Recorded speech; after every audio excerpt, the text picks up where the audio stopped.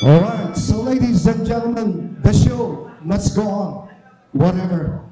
Bakbakan sa Elorde is presented to you by Elorde International Productions. Promoter, Gabriel Bebel Elorde Jr. Ladies and gentlemen, all professional bouts are sanctioned by the Games and Amusement Board Chairman, Attorney Francisco, wearing black and weighing 111 pounds from Glenford Boxing Gym of BGC Taguig, introducing Jojo Lastimosa with a professional records of 1 win, 1 loss.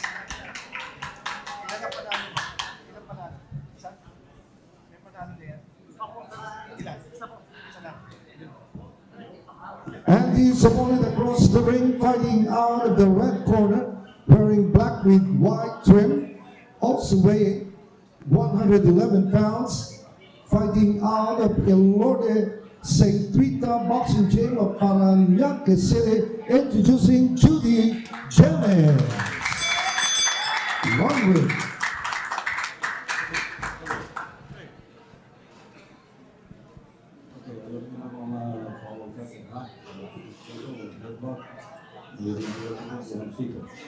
Okay, next instruction so. Okay? Let's go.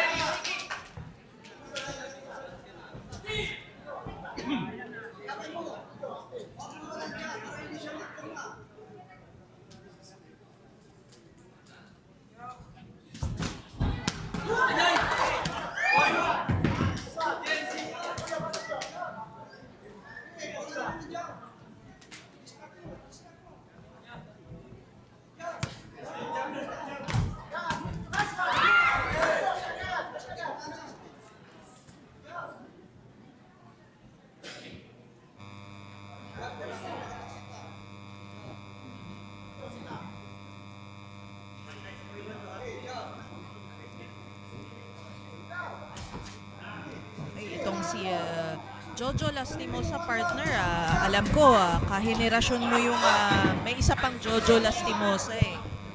Oh, ano naman yan, sa basketball naman yan. Tayo naman ay nasa boxing ngayon. Who knows, maybe siya naman yung Jojo Lastimosa that will shine in the boxing world. Naku, kakasabi mo lang nung shine ay parang nagkaroon na ng magandang palitan doon. We were...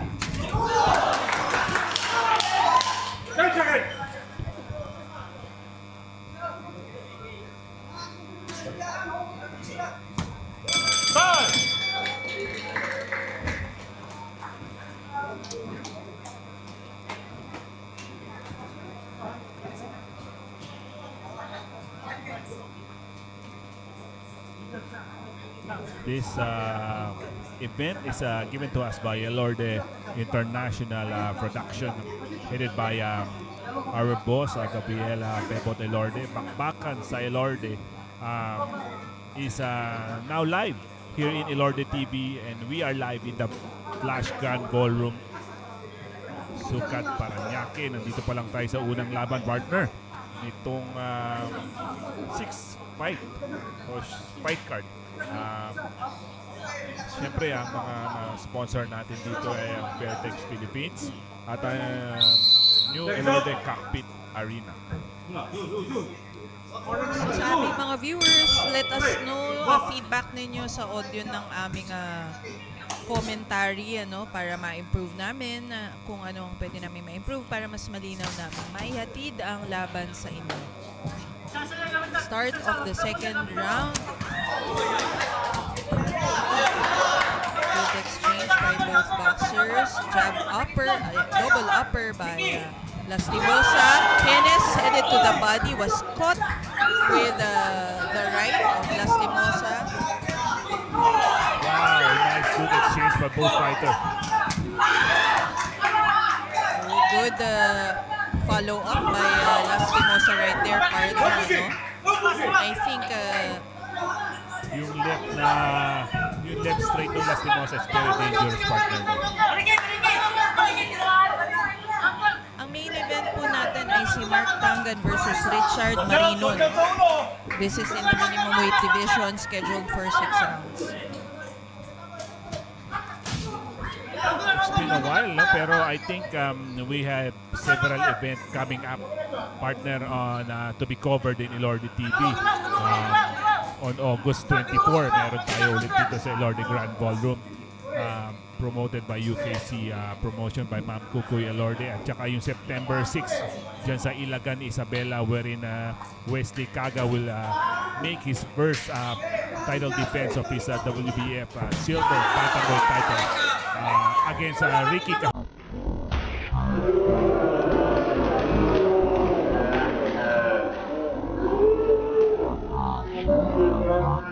Utol of Arabella Boxing Stable. So far, these two fighters impresses us on this initial fight of this bakbakan sa Elorde. Siyempre, partner, tomorrow will be a big day for us in terms of boxing, not only in the Philippines but all over the world, as our fighting pride of the Philippines, Senator Manny Pacquiao, aim to become a world champion against Mario Barrios. Yes, partner. So sa mga viewers natin, it's a good boxing weekend for all of us. Gusto ko lang batiin ngayon, nasa Kyrgyzstan yung isa sa ating mga Elorde boxer, si Christian Ligane. May laban siya doon. Good luck sa'yo. Oo. I know hindi ka pa man lumalaban, you already make us proud. So, good luck. Some missed punches right there. Kanina, ang ganda ng distansya nilang dalawa nung medyo hindi... an overhand right there from Judy Hennes. Pero good job by Lastimosa. Ginagamit niya yung jab niya, partner. Nice one-two combination by Lastimosa. Okay, maraming salamat po sa feedback sa audio. End of round number 2. Again, tomorrow, as I said, Senator Manny Pacquiao will try to become a world champion against Mario Barrios. But underneath, sa undercard ng Pacquiao-Barrios fight, I think Yumir Marshall will also fight on the undercard. Also, Mark Magsayo will try to win his WBC Continental Super Flyweight title against a Mexican fighter. So we pray for the best na sana ay may panalo ng mga Pilipino ang laban nila bukas. Okay.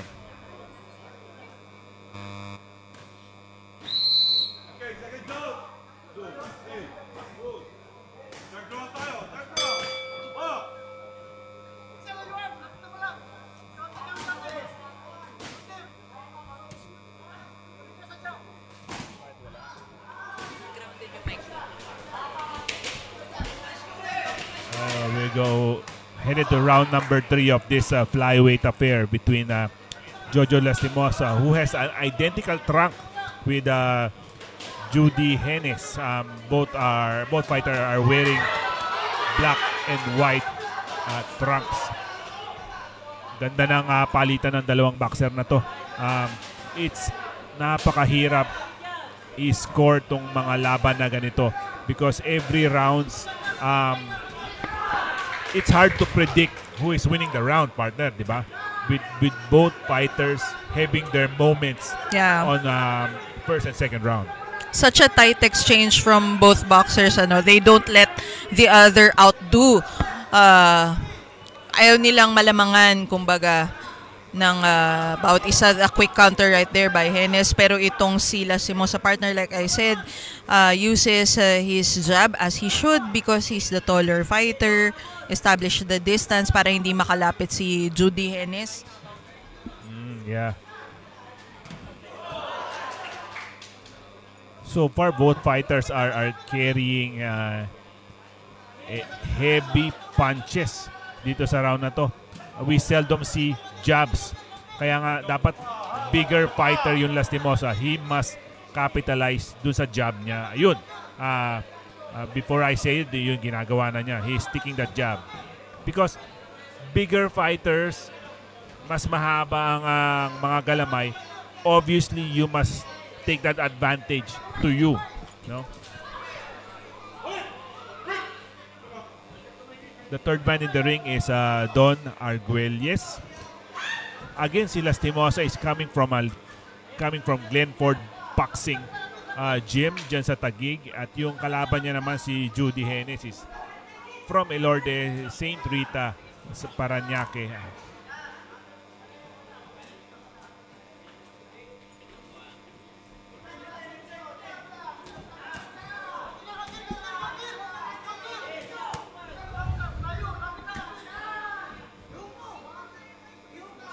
So far, Lastimosa is gaining advantage.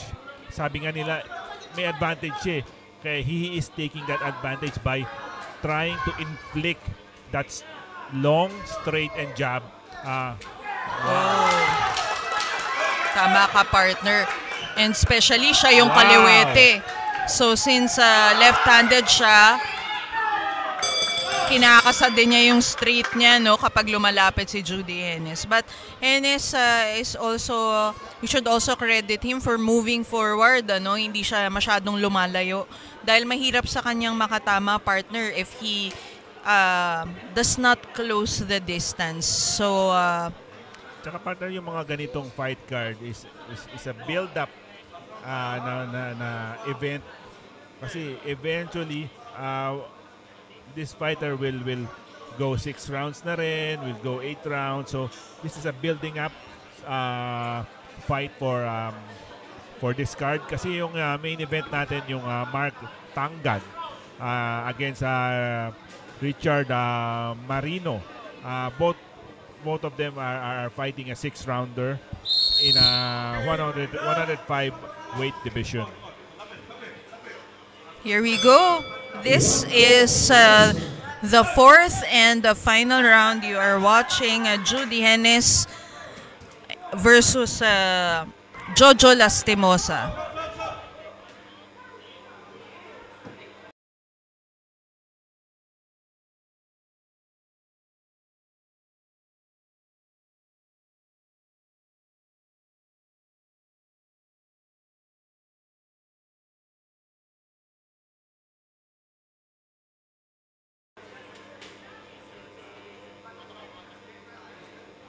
Okay, so we need some medical attention right now for Judy Hennes.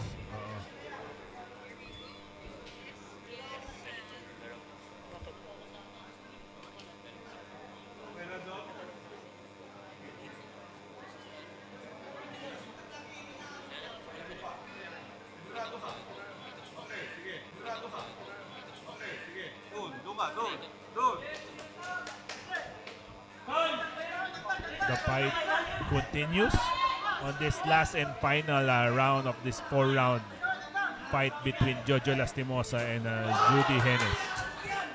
So far, partner, how do you see the fight? Oh, another clash of heads right there, I think, ano. Yun nga eh, so since we're looking at 4 rounds here, may, like we said kanina, and I think you echo that also, may advantage kasi tong si Jojo Lastimosa kasi he can easily get in and out without getting that much damage nga dahil sa kanyang height, ano. And at the same time, si Hennes, he's being caught with the huge shots even if he's also aggressive, ano. So, ang laro naman natin sa boxing is ultimately, how can you inflict the most damage without getting punched in return? Tsaka magaling din maghulog ng mga punches si Lastimosa. Yung mga short, mga straight niya is connecting on this fight. Yes, exactly. And yun nga, being left-handed, the straight is always there, ano, when Hennes moves forward. But definitely, itong si Hennes, I like how he is absorbing the punches. His punch resistance is there. Kasi partner, hindi rin siya pwedeng Wow! What a combination for Lastimosa. Yes, si Hennes hindi pwedeng lumayo eh. He should maintain the distance and be able to create a different kind of defense. Kasi kung lalayo-layo siya, parati na lang siyang nasa receiving end nitong si Lastimosa. So like right now, ano, he's trying to counter like with that hook, nag-race dun sa side ni Lastimosa. Usually, smaller fighter do rely on the overhand. Yung mga yan, mga punches talaga ng mga shorter fighter. But I see some blood trickling on the right side of the eye of Hennes. Of course, height has some factor. If you say that height doesn't matter, then why do we have Fundora versus Team Su, and Fundora was able to decapitate almost itong si Team Su, di ba?